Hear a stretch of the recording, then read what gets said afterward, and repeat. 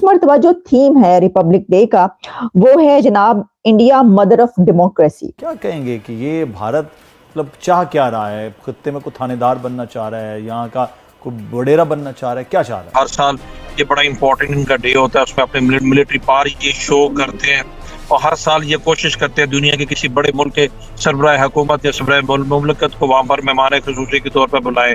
ये देखने को मिल रही है कि उन्होंने अब ये एक ट्रेंड बना लिया है कि दुनिया का बड़े से बड़ा लीडर वहां पर पहुंचता है और वो उसको लेकर रोड पर निकलते हैं। अब वक्त नहीं आ गया कि इस भारत को, इस मुल्क को दहशतगर्द मुल्क डिक्लेयर कर देना चाहिए, करार दे देना चाहिए।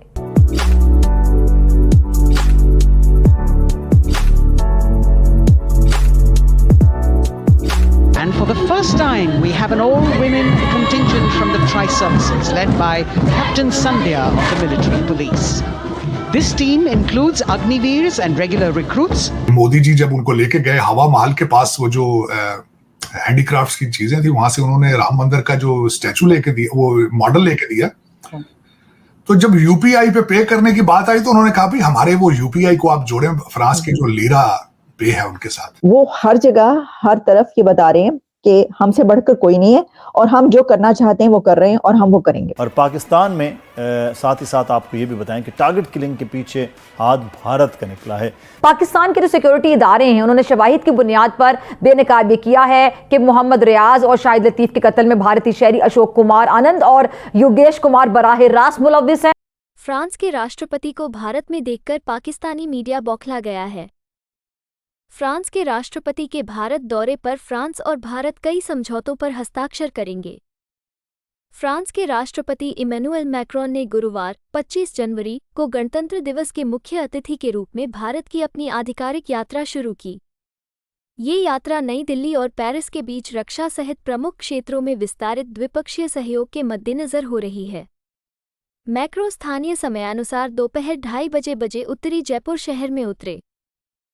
जयपुर में मैक्रोन और भारत के प्रधानमंत्री नरेंद्र मोदी जी के बीच वार्ता में रक्षा सहयोग, विशाल भारत प्रशांत क्षेत्र में सहयोग और आतंकवाद, जलवायु संकट, जैव विविधता हानि, गरीबी उन्मूलन और व्यापार संबंधों को मजबूत करने जैसी चुनौतियों पर प्रतिक्रिया शामिल होगी।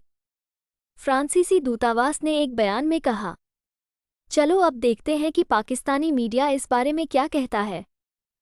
इस वक्त हम आपको ये बता रहे हैं कि इंडिया के रिपब्लिक डे पर फ्रेंच प्रेसिडेंट मिस्टर मैक्रोन जो कि इंडिया पहुंचे हैं और चीफ गेस्ट हैं इस रिपब्लिक डे पर, उनका और इंडिया के प्राइम मिनिस्टर नरेंद्र मोदी साहब का एक ऐसा रोड शो नजर आया है कि जिस पे दुनिया के बड़े लीडर्स उस रोड शो पर हमें नजर आए, एक दूसरे के साथ हाथों में हाथ डाले, खुशगपियां करते हुए।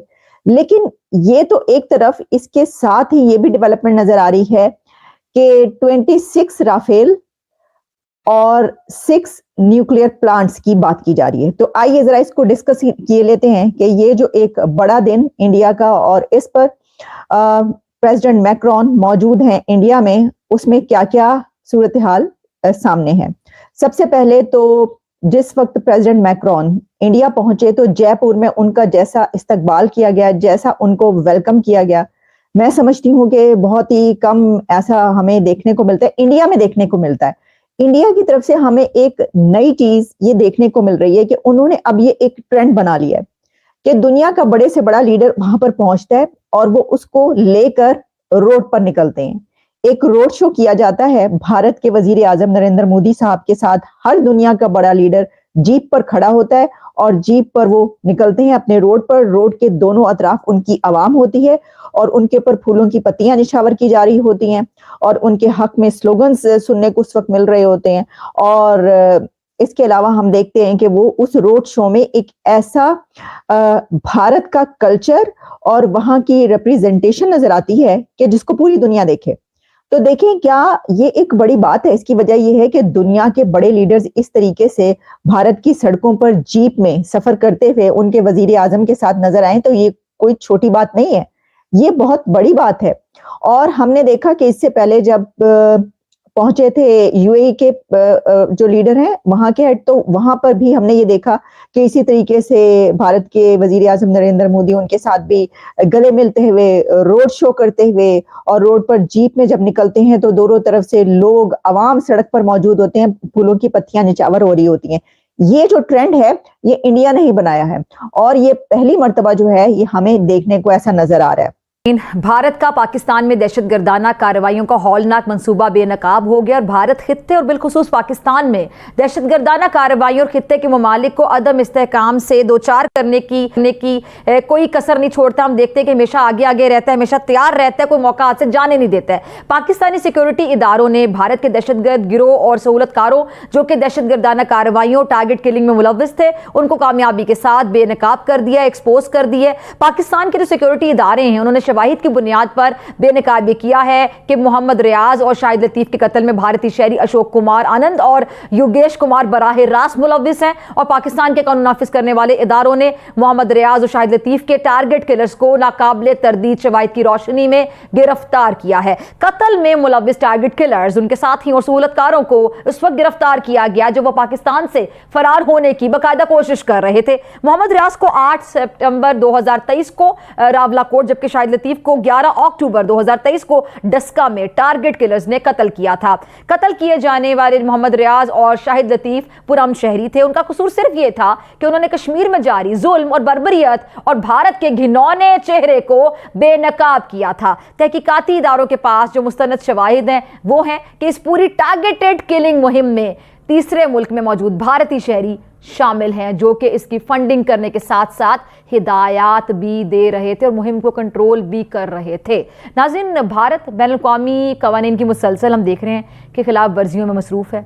इस पे बात करने के लिए मेरे साथ मुअज़्ज़िज़ मेहमान मौजूद दफ्तर ख़ारिजा मुमताज़ ज़हरा बुलु साहब, बहुत शुक्रिया ज्वाइन करने के लिए, और सीनियर तजक्कार माहिर कौमी सलामती उमूर सैयद मोहम्मद अली, आप दोनों के वक्त का बहुत शुक्रिया। पहले मैं मुमताज़ साहबा आपकी तरफ आना चाहूँगी, फिर अली साहब आपकी तरफ आती हूँ। मुमताज़ साहबा, ये हम देख रहे हैं कि भारत की जानिब से तमाम जो पहले हमने देखा कनाडा में जो सिख रहनुमा हैं उनका किस तरह कत्ल किया गया, फिर अमेरिका की जानिब से भी भारत को बाकायदा शटअप कॉल दी गई, उसके बाद पाकिस्तान में किस तरह ये दहशतगर्दाना कार्रवाइयों में सरगर्मी में मसरूफ़ रहता है और कुलभूषण इसकी जीती जागती मिसाल है। और अब ये देखें, ये भी हमारे पास शवाहिद हैं, सबूत हैं। क्या कहेंगे, आखिर भारत चाहता क्यों है, बाज क्यों नहीं आ रहा? देखिए, आपका पहली तो बात है, जिस तरह आपने बताया बिल्कुल क्लैरिटी से आज फॉरेन सेक्रेटरी ने भी सारी दुनिया के सामने ये एक केस पे प्रेजेंट किया है कि इंडिया की एजेंट्स इन्वॉल्व्ड हैं पाकिस्तान में एक्स्ट्रा जुडिशियल और एक्स्ट्रा टेरिटोरियल किलिंग्स में,